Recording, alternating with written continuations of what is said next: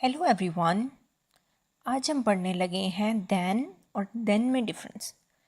Then THAN then और THEN then जो है, इन दोनों में बेसिकली क्या डिफरेंस है, क्योंकि बोलने में तकरीबन दोनों सेम आते हैं लेकिन इनके मीनिंग बिल्कुल डिफरेंट है।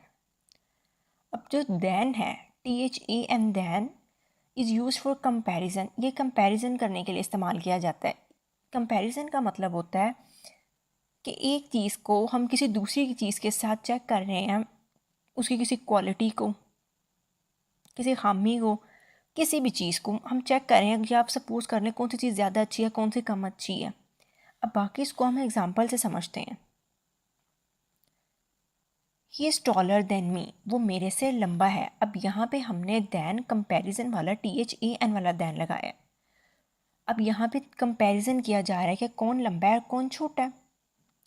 She is more intelligent then her sister, वो अपनी बहन से ज़्यादा ज़हीन है। अब यहाँ पे शी का कंपैरिजन किया जा रहा है उसकी सिस्टर के साथ, तो चेक किया जा रहा है कि कौन ज़्यादा इंटेलिजेंट है और कौन कम इंटेलिजेंट है। He is the richest than all, वो सब में सबसे ज़्यादा अमीर है। अब ही का कंपैरिजन किया जा रहा है ऑल, सब के साथ, कि कौन ज़्यादा अमीर है, वो ज़्यादा अमीर है या जो बाकी ऑल में जो लोग शामिल हो रहे हैं वो ज़्यादा अमीर है। एक इंसान का कंपैरिजन दूसरे लोगों के साथ किया जा रहा है, हो सकता है उसका कंपैरिजन उसके दोस्तों के साथ किया जा रहा हो सकता है उसका कंपैरिजन अपनी फैमिली में किया जा रहा हो। तो ये देखा जा रहा है ये ज़्यादा अमीर है, यानी वो ज़्यादा अमीर है या बाकी ज़्यादा अमीर है। The car is heavier than the motorcycle, car का कंपैरिजन किया जा रहा है कि वो ज़्यादा हैवी है या मोटरसाइकिल ज़्यादा हैवी है। तो अगर आपने कंपैरिजन करना, अब चाहे वो दो लोगों के दरमियान हो, चाहे एक इंसान का कंपैरिजन सबके साथ किया जा रहा हो,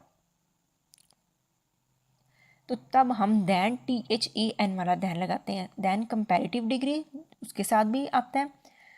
सुपरलेटिव डिग्री, कंपैरेटिव डिग्री का मतलब होता है अगर दो लोगों का कंपैरिजन किया जा रहा है, कि दो चीज़ों का कंपैरिजन किया जा रहा है। सुपरलेटिव डिग्री दी रिचेस्ट, जिसमें NPEST आता है, ये वाली डिग्री है सुपरलेटिव डिग्री, जिसमें एक इंसान का कंपैरिजन बाकी सब लोगों के साथ या चीज़ों के साथ किया जा रहा है। तो चाहे कंपैरिजन जितने मर्जी लोगों के या चीज़ों के दरमियान है, जहाँ पे भी कंपेयर करना है वहाँ पे THEN वाला देन आएगा।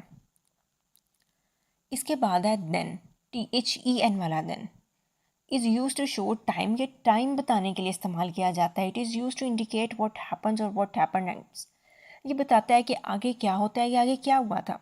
अब टाइम और आगे क्या हुआ था इसको हम एग्जांपल से समझते हैं।